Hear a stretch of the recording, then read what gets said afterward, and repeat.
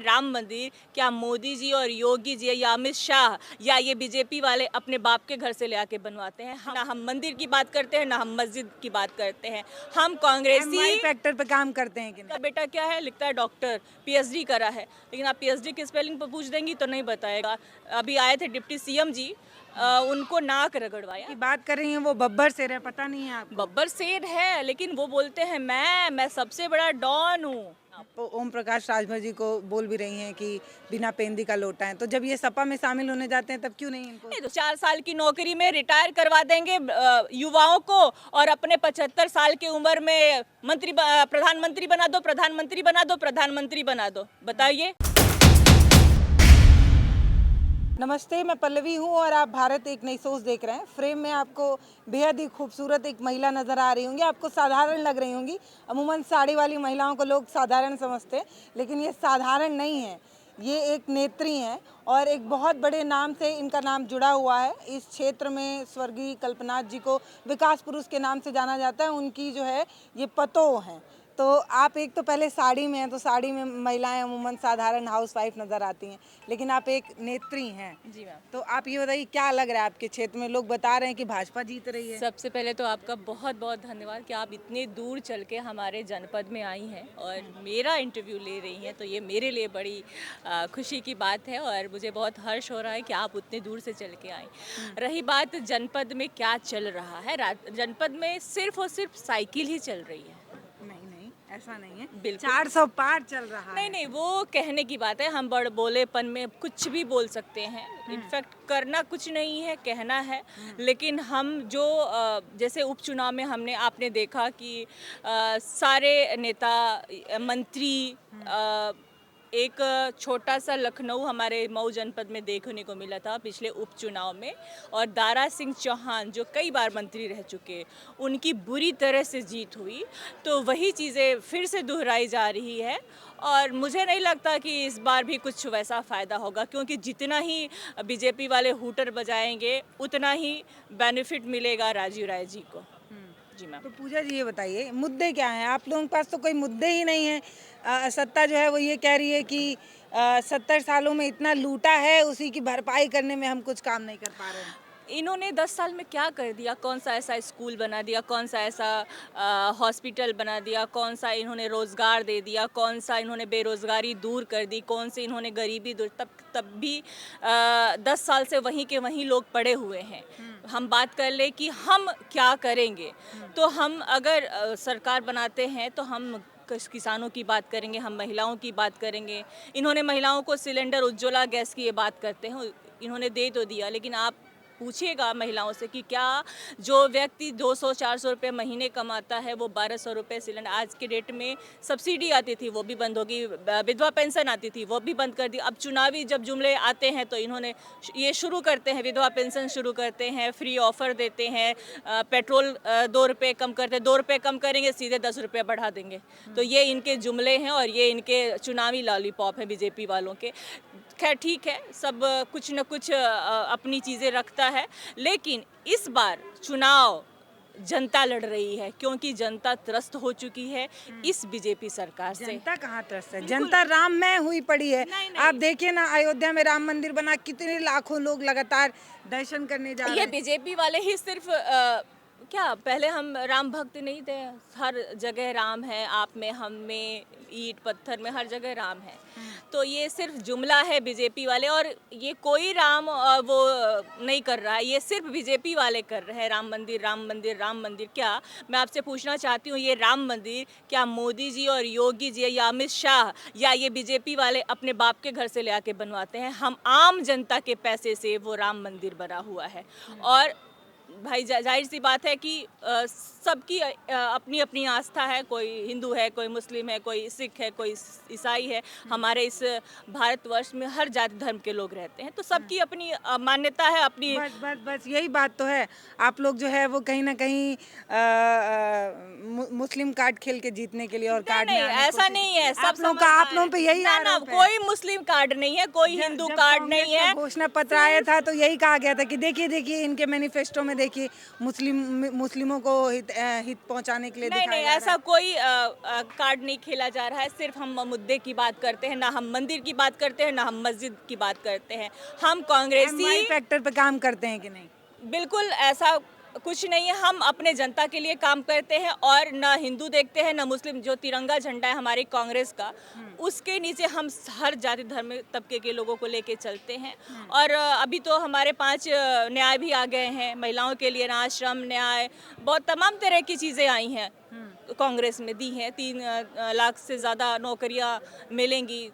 लेकिन ये मुद्दा ये है, नहीं ये जुमला बिल्कुल नहीं है, क्योंकि आपने देखा 10 साल में कोई नौकरी नहीं आई।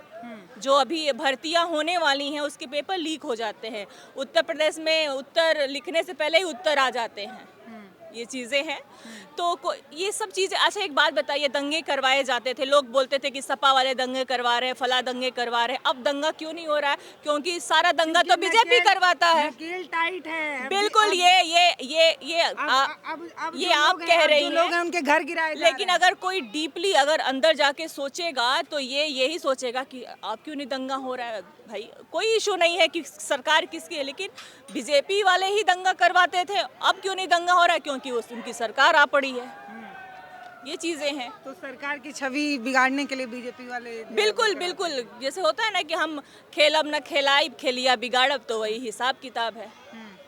गांव में बोलते हैं ना खेलब न खिलाइब, तो बीजेपी वाले वही है। अपना तो कुछ करेंगे नहीं और हमारे जनपद का लॉस करवाएंगे, नुकसान कराएंगे। एक विकास के नाम पे बात करते हैं। विकास आज से 30 साल पहले कोई विकास नहीं हुआ। जब हमारे स्वर्गीय कल्पनाथ राय जी थे तब का ही विकास हुआ है। बहुत सारे तबके के लोग आए, मंत्री आए, विधायक आए, लेकिन सिर्फ और सिर्फ अपनी करी, अपने पेट को भरा, अपने राजा हुए, आए और गए। मुंह उठा के फिर आ जाते हैं। कभी इस पार्टी से आएंगे, कभी उस पार्टी से आएंगे, कभी उस पार्टी से आएंगे। लेकिन जनता की क्या परेशानी है उसको किसी को नहीं समझना है। जनता बन के कि उसके चीज़ों को नहीं इनको देखना है। सिर्फ अपने भरना है। अपने बेटे के या अपने मंत्री पद के लिए ये कहीं भी कुछ भी कर सकते हैं, किसी को भी गाली कर सकते हैं। तो सब में है ना परिवारवाद, कांग्रेस में नहीं है कि सपा में नहीं है, किस में नहीं है? नहीं नहीं, वो बात तो ठीक है, चलिए ठीक है, लेकिन ये भी तो परिवारवाद कर रहे हैं। ये भी तो अपने बेटे के लिए, इनका बेटा क्या है, लिखता है डॉक्टर, पीएचडी करा है, लेकिन आप पीएचडी के स्पेलिंग पर पूछ देंगी तो नहीं बताएगा। अभी आए थे डिप्टी सीएम जी, उनको नाक रगड़वाया। अगर तुम्हें नाक रगड़ना है तो आप अपने पब्लिक की, जो तुम्हारा वोटर है उसके सामने आप सॉरी बोलो ना। हम सबके अंदर संस्कार है कि हमसे कोई गलती होती है तो हम अपने बड़ों से या छोटों से सॉरी बोलते हैं। लेकिन बीजेपी कार्यकर्ताओं से सॉरी बोलना, नाक रगड़ना, ये तो भाई राजा सुहेलदेव तो मुझे लगता है कि वो किसी के सामने अपने घुटने नहीं टेके, लेकिन ये सिर्फ और सिर्फ मंत्री पद के लिए ऐसा काम करवा दिया इन्होंने डिप्टी सीएम जी ने। और ये एक स्टूल मास्टर आए थे, वो भी अपनी सीट तो बचा नहीं पाए, कूद कूद के यहाँ वहाँ वोट सबको प्रलोभन दे रहे हैं। नहीं, इस बार 400 पार, 400 पार, 400 पार। आप जिनकी बात कर रही हैं वो बब्बर शेर है, पता नहीं है आपको? बब्बर शेर है, लेकिन वो बोलते हैं मैं सबसे बड़ा डॉन हूँ। बब्बर शेर तो छोड़ दीजिए, डॉन है। क्यों नहीं, डॉन है तो भैया जो व्यक्ति अपने मुंह से बोल रहा है कि मैं डॉन, डॉन का मतलब समझती है ना आप?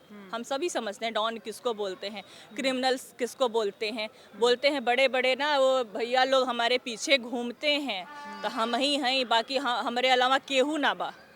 तो काहे नहीं बीजेपी वाले ईडी की जांच इनसे करवाते हैं, सीबीआई की जांच इनसे करवाते हैं। क्यों?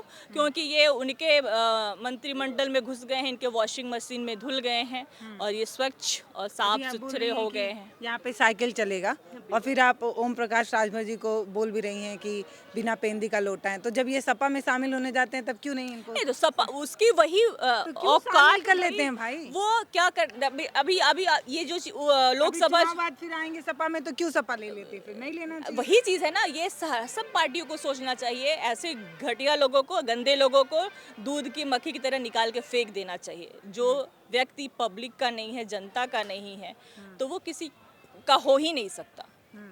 तो पूजा जी बताइए क्या मुद्दे हैं, क्यों जनता आप पे विश्वास करेगी? जनता इसलिए विश्वास करेगी कि जनता के पास ऑप्शन नहीं है। क्या बात क्यों? क्योंकि ये बिंद पेदी के लोटा और एक आए हैं बीएसपी से माननीय चौहान जी, तो कभी वो यहाँ तो कभी वहाँ, उनका भी वही दशा। अभी तक कांग्रेस में थे, अब कांग्रेस से पहले 5 दिन पहले सोचिए, उनकी महानता देखिए कि 5 दिन पहले उन्होंने बीएसपी और टिकट भी दे दिया बीएसपी वालों ने उनको, सिर्फ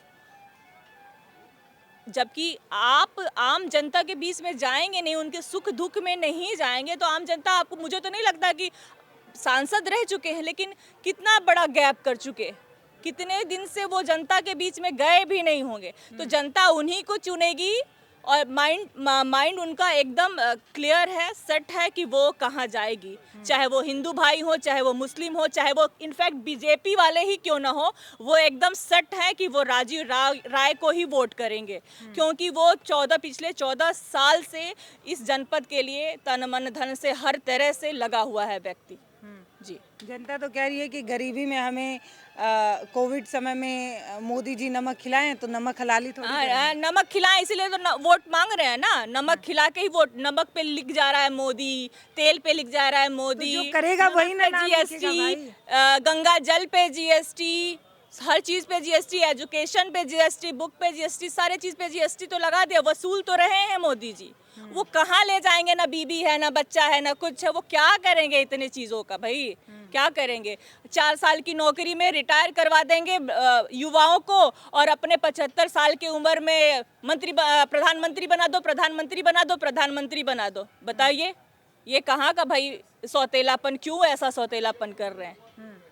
सोचने वाली विषय है। 75 साल में कुर्सी उनको छोड़ नहीं रही है, अभी और चाहिए और चाहिए और चाहिए, किस लिए चाहिए भाई? और युवाओं को 4 साल में कह रहे हैं कि 4 साल की आपकी जॉब है और 4 साल में आप रिटायर हो जाएंगे।